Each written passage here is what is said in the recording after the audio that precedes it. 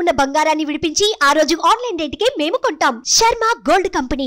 నమస్కారం, welcome to Suman TV. నేను గీతాంజలి. ప్రస్తుతం మనతో పాటు ప్రముఖ జ్యోతిష్యులు బ్రహ్మశ్రీ నందిబట్ల శ్రీహరి శర్మ గురువు గారు ఉన్నారు. వారితో మాట్లాడదాం. గురుగారు నమస్కారం అండి. వాగర్థావివ సంపృక్తౌ వాగర్థ ప్రతిపత్తయే జగతః పితరౌ వందే పార్వతీ పరమేశ్వరౌ. సదాశివ సమారంభాం శంకరాచార్య మధ్యమాం అస్మదాచార్య పర్యంతం వందే గురు పరంపరాం. ఆదిత్యాయ చ సోమాయ మంగళాయ బుధాయ చ గురు శుక్ర శనిభ్యశ్చ రాహవే కేతవే నమః. శృంగేరి జగద్గురు పీఠాధిపతులకి, కంచి పీఠాధిపతులకి నమస్కారములు తెలియజేసుకుంటూ కార్యక్రమాన్ని ప్రారంభిద్దాం. కార్తీక మాసం చూస్తూనే అయిపోయింది గురువు గారు.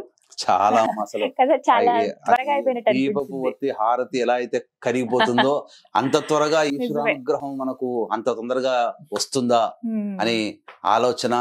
ఎంత చేసుకుంటే ఇంకా ఈశ్వరుని ఎలా మనం ఆ ఈశ్వర అనుగ్రహం ఎలా పొందాలి, ఇంత తొందరగా అయిపోయిందనే ఆలోచనతోనే మనకు సమయం అంతా 30 రోజులు దాదాపు గడిచిపోయిందా అనిపించింది. ఇక చూస్తూ అమావాస్య డిసెంబర్ 1వ తారీఖు కదండి.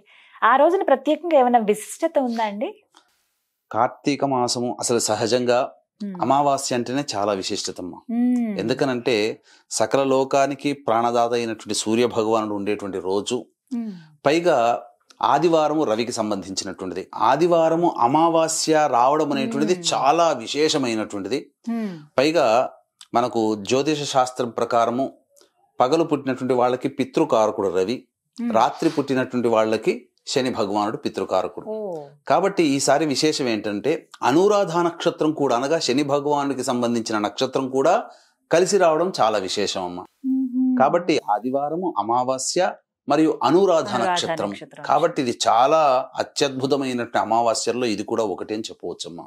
మరి ఆ రోజు ఈ అనురాధ నక్షత్రం వారు కావచ్చు, వాళ్ళు ఏమన్నా పూజలు గాని ఏమైనా నియమాలు గాని పాటించాలా అండి? అలా నక్షత్ర ప్రకారంగా చూసుకుంటే అటువంటిది ఏం లేదమ్మా. కాకపోతే ఆదివారం అమావాస్య రావడమే విశేషం అయితే శని భగవాన్ సంబంధించినటువంటి నక్షత్రం రావడం కూడా చాలా విశేషం. అందులోనూ శని పీడలతో చాలా మంది ఇబ్బంది పడుతుంటారు. కాబట్టి ఆ రోజున చక్కటి పరిహారాలు కూడా పాటించుకున్నా, అనగా వృషభ, మిథున, కర్కాటక, సింహ, తుల, వృశ్చిక, మకర, కుంభమీన రాశిలో జన్మించిన వారికి భవిష్యత్తులో రేపు మార్చి నుంచి శని భగవాన్ కూడా మారుతున్నాడు వచ్చే సంవత్సరం. కాబట్టి ఆ శని భగవాన్ యొక్క మార్పు వలన కూడా కలిగేటువంటి వాళ్ళకి కూడా, అనగా ద్వాదశ రాశుల వాళ్ళకి కూడా శని కర్మాధికారి కాబట్టి కర్మదోషం తొలగించుకునే ప్రక్రియ ఈ ఆదివారం అమావాస్య రోజు రావడం చాలా విశేషం. మరి ఆ రోజు ఏం చేయాలండి? అసలు నియమంగా ఏమైనా పాటించాల్సి ఉంటుందా ప్రతి ఒక్కరు? సహజంగా అమావాస్య అనేటువంటిది అనేసరికి చాలా మందికి వీక్షించేటువంటి సుమన్ టీవీ ప్రేక్షకులు కూడా గుర్తొచ్చేటువంటిది పితృదేవత సంబంధించినటువంటి తిథి. కాబట్టి ఆ రోజున పితృ కార్యక్రమాలు గనక చేసుకుంటే పితృదేవతల అనుగ్రహం కలుగుతుంది. ఈ రోజున మనం అనుభవిస్తున్నటువంటి అన్ని సుఖభోగాలకి లేదా అన్ని రకాలైనటువంటి దుర్యోగాలకి కారణం పితృదేవతల అనుగ్రహం, శాపమే కారణం. కాబట్టి అనుగ్రహం కలిగితే సుఖం కలుగుతుంది, వాళ్ళ శాపం కలిగితే ఆగ్రహం కలిగి వాళ్ళు మనకొచ్చేటువంటి మంచిని కూడా మన దాకా రానివ్వరు. అంటే ఇక్కడ పితృదేవతల శాపం పెడుతున్నారని కాదమ్మా, వాళ్ళ క్షుద్బాధలు తీర్చడం వారసులుగా మన బాధ్యత.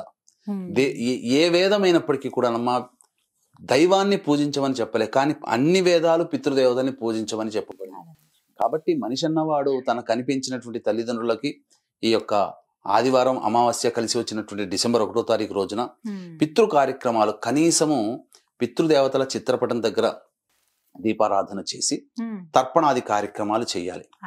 తర్వాత రావి చెట్టు దగ్గర మళ్ళీ దీపారాధన చేసి ఆ రోజున శివాయ నమః అంటూ 41 ప్రదక్షిణలు చేసి ఉత్తరం వైపున ఫేస్ పెట్టి శివ అష్టోత్తరం 3 సార్లు గనక పారాయణం చేసినట్లయితే తప్పకుండా దీప పెట్టడం వల్ల పితృదేవతానుగ్రహంతో పాటు శివయ్య అనుగ్రహం కూడా వచ్చి చేరి మనము సంతోషంగా ఉంటాం, ప్రశాంతంగా ఉంటాం. ముఖ్యంగా మానవుడికి కావాల్సింది ప్రశాంతతేనమ్మా, అన్ని అవసరం లేదు. ప్రశాంతతకరమైనటువంటి జీవితం ఉంటే వాడు రాజుతో సమానం. అదే కోరుకుంటారండి అందరూ. ప్రత్యేకించి శనిపీడల్లో భాగంగా ద్వాదశ రాశుల వారికి ఏదో ఒక రకంగా శని బాధలు అయితే ఉంటాయండి. అందులోనూ మకర, కుంభం, మీన రాశుల వాళ్ళకి ఏలినాటి శని ప్రభావం ఉంది కదా, వారు ఏమన్నా ప్రత్యేకంగా శనిపీడలకు ఏమన్నా చేసుకోవచ్చునమ్మా. ముఖ్యంగా ఈ సంబంధించినటువంటి ఈ ఆదివారం అమావాస్య రోజున పొద్దున్నే కాలకృత్యాదులు తీర్చుకొని, ముఖ్యంగా నది దగ్గర ఉన్న వాళ్ళైతే నది స్నానం చేస్తే గంగా స్నానం చేసిన పుణ్య ఫలితం దక్కుతుంది. తలాంచి శుభ్రం చేసుకోవాలి. తదనంతరం శివాలయానికి చేరుకొని నవగ్రహాల చుట్టూ శివాయ నమః అంటూ 27 ప్రదక్షిణలు చేసి శని భగవానుడికి తైలాభిషేకం, అచ్చమైనటువంటి నల్ల నువ్వుల నూనె, దీపారాధన నూనె వాడకూడదు. ఆ తైలాభిషేకం జరిపించిన తర్వాత అక్కడ ఎలాగో దీపారాధన చేస్తాం. తదనంతరం అన్నము నల్ల నువ్వులు కలిపిన 8 ముద్దల నైవేద్యంగా పెట్టడం. తర్వాత వృద్ధాశ్రమంలో ఆ వృద్ధులకు ఏదైనా తినే పదార్థాలు, పండ్లు ఇట్లాంటి కార్యక్రమాలు పంచవచ్చు. పారిశుద్ధ్య కార్మికులకి, వికలాంగులకి ఏదైనా గాని సహాయం చేసినా, ధన సహాయన, ధన రూపేణ, వస్తు రూపేణ సహాయం చేసినా ఆ శనీశ్వరుని యొక్క అనుగ్రహం చాలా తొందరగా కలుగుతుంది. ఇక దానాది కార్యక్రమాలు, శనికి సంబంధించినటువంటి ఇనుపమేకు, ఇనుపబాని, నల్ల నువ్వుల నూనె, నల్ల నువ్వులు, అలాగే నల్లటి వస్త్రము, ఇవన్నీ కూడా దానం చేయవచ్చు. ఉప్పు, బెల్లము, అలాగే పత్తి, ఇవన్నీ కూడా మృత్యు సంబంధమైనవి కాబట్టి అనారోగ్యంతో బాధపడేటువంటి వాళ్ళు వీటిని దానం చేయవచ్చు. ముఖ్యంగా ఆ రోజున చేయవలసినటువంటి పనులు నదీ స్నానము. నదీ స్నానం లేకపోతే కనీసము మన ఇంట్లో ఏ నది నుంచో తెచ్చుకున్న నీళ్లు ఉంటాయి కదా, బకెట్లో వేసి ఆ బకెట్లో శిరస్సును చల్లుకోవాలి. కానీ సూర్యోదయాత్ పూర్వమే స్నానం చేయాలి, ఇది నియమం. ఇక చెయ్యకూడని పనులు అటువంటి ఏంటంటే మాంసాహారం భుజించకూడదు, దాంపత్యము పనికిరాదు, ఒంటికి నూనె రాసుకోకూడదు, తర్వాత ఈ తులసి ఆకులు, మారేడు ఆకులు తెంచకూడదు. ఆదివారం అమావాస్య రోజున ఇటువంటి పనులు చేయకూడదు. ముఖ్యంగా ఇంట్లో సూర్యోదయ పూర్వమే ఇల్లంతా కూడా తుడుచుకోవాలి. పైగా చీపురు అనగా లక్ష్మీ సంబంధమైనటువంటి వస్తువుల్ని మనం కొనుక్కోకూడదు ఆదివారం రోజున. నూనె కూడా అమావాస్య వచ్చిన రోజున. కాబట్టి అంతకుముందే అమావాస్య ప్రారంభమైంది, కానీ శనివారం నాడు చతుర్దశి ఉంటుంది కాబట్టి ముందు రోజు మారేడు దళాలవి, తులసి దళాలు కోసుకోవచ్చు. మధ్యాహ్నం 3 గంటల చిల్లరకి ఈ అమావాస్య ప్రారంభమవుతుంది కాబట్టి శనివారం నాడు. ఆదివారము 11:59 వరకు అమావాస్య ఉంది కాబట్టి ఈ లోపల పనులన్నీ కూడాను పూర్తి చేసుకోవచ్చమ్మా. ముఖ్యంగా పితృదేవతలకి పిండ ప్రదాన కార్యక్రమాలు చేస్తే మంచిది, లేకపోతే కనీసం తర్పణాలైనా చేయాలి. అది ఇంకా విశేషంగా ఈ అమావాస్య రోజున కాబట్టి శివానుగ్రహము, లక్ష్మీదేవత అనుగ్రహం చాలా తొందరగా కలుగుతుందమ్మా. ఏ విధంగా అండి? ఎందుకంటే అమావాస్య రోజునే లక్ష్మీ అమ్మవారు పుట్టిందని చెప్పి మనకు శాస్త్రాలు ఘోషిస్తున్నాయి. కాబట్టి ఈ లక్ష్మీ అమ్మవారి అనుగ్రహం కోసం ఆ రోజున చక్కగా ఇంట్లో లక్ష్మీ పటానికి, లక్ష్మీనారాయణుడి యొక్క చిత్రపటానికి చక్కగా అలంకరణ చేసి లక్ష్మీనారాయణ సహస్రనామం ఉంటుందమ్మా. సహస్రనామాలలో లక్ష్మీనారాయణ సహస్రనామం ఉంటుంది కాబట్టి ఆ సహస్రనామాన్ని పారాయణం చేసి, లేకపోతే విడిగా తులసి చెట్టు దగ్గర విష్ణు సహస్రనామ పారాయణం, అలాగే లక్ష్మీ సహస్రనామ పారాయణం చేసి 2 అరటిపండ్లు, ఆవు పాలు లేదా మిశ్రి లేదా దానిమ్మ పండు నైవేద్యంగా పెట్టవచ్చు. పెట్టిన తదనంతరం ఎవరికైనా కానీ ఆ యొక్క ఆదివారం అమావాస్య ఉన్నటువంటి సందర్భంలో మిఠాయిలు పంచాలి. లక్ష్మీ అమ్మవారికి స్వీట్ అంటే, మిఠాయిలు అంటే చాలా ఇష్టం. అందుకని మీరు చూశారంటే దీపావళి రోజున ఎక్కువగా మిఠాయిలు పంచుకుంటారు ఆ రోజు. కాబట్టి ఆ అమ్మవారికి ఇష్టమైనటువంటిది మనం ఏదైతే మనం స్వీట్ ని దానం చేస్తామో, అంటే కనబడ్డ వాళ్ళకందరికీ కూడా ఇవ్వచ్చునమ్మా. ముఖ్యంగా ఆ రోజున దత్తాత్రేయుని ఆరాధన చాలా విశేషమైన ఫలితం ఇస్తుంది. గురు అనుగ్రహం చాలా తొందరగా కలుగుతుంది. కాబట్టి దత్తపాదుకా స్తోత్రము కానీ, దత్తాష్టకము కానీ, దత్త కవచము కానీ వీలైనన్ని సార్లు పారాయణం చేయవచ్చు. ఇంకా అమావాస్య రోజున ఇంకా చెప్పాలి అంటే లలితా సహస్రనామ పారాయణం చేసినా చాలా పుణ్యం అమ్మ. ఆదివారం పౌర్ణమి అని చెబుతారు, కానీ ఈ విధంగా లలితా సహస్రనామ పారాయణం చేయడం కూడా విశేషం అమ్మ. కాబట్టి ఎవరికి అలవాటు ఉన్నటువంటి దేవతా స్తోత్రాన్ని వాళ్ళు గనక పారాయణం చేసుకుంటే అద్భుతమైనటువంటి ఫలితం కలుగుతుందమ్మా, అందులో ఏమాత్రం సందేహం లేదు.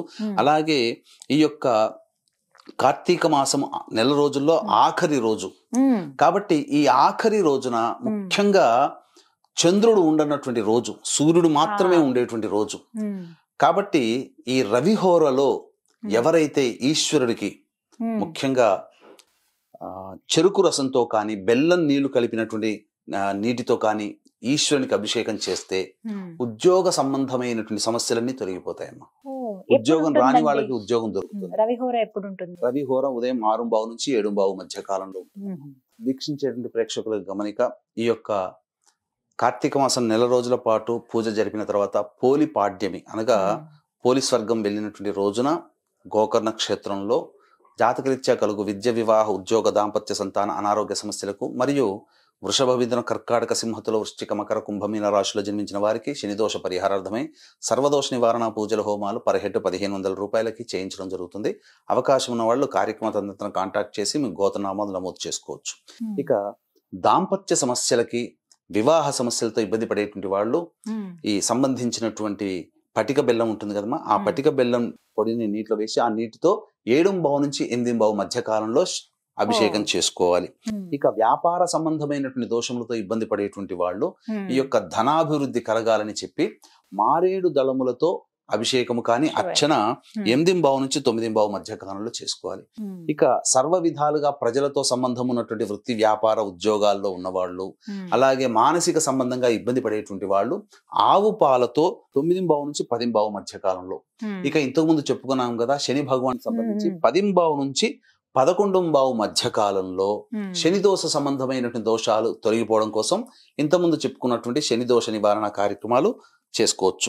ఇక 11 నుంచి 11:59 వరకే ఈ యొక్క సంబంధించినటువంటి అమావాస్య ఉంది కాబట్టి ఆ సమయంలో గురు సంబంధమైనటువంటి అనుగ్రహం కలగాలనే ఉద్దేశంతో పంచామృతాలతో ఈశ్వరునికి అభిషేకం కానీ, లేకపోతే దత్తాత్రేయ కవచం ఆదివారం అమావాస్య ఉన్నటువంటి సమయంలో దత్తాత్రేయ కవచం 11 నుంచి 11:59 మధ్య కాలంలో వీలైనన్ని సార్లు పారాయణం చేయండి.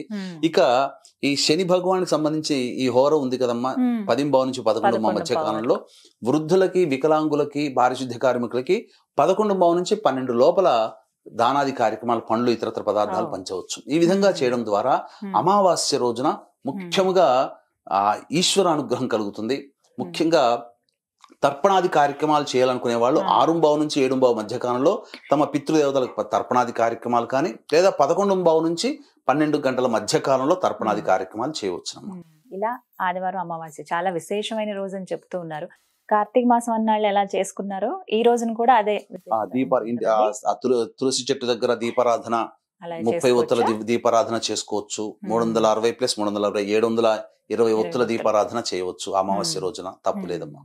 చాలా చక్కగా వివరించారు గురుగారు. నమస్కారం అండి. సర్వం శ్రీ ఉమామహేశ్వర పరబ్రహ్మార్పణమస్తు.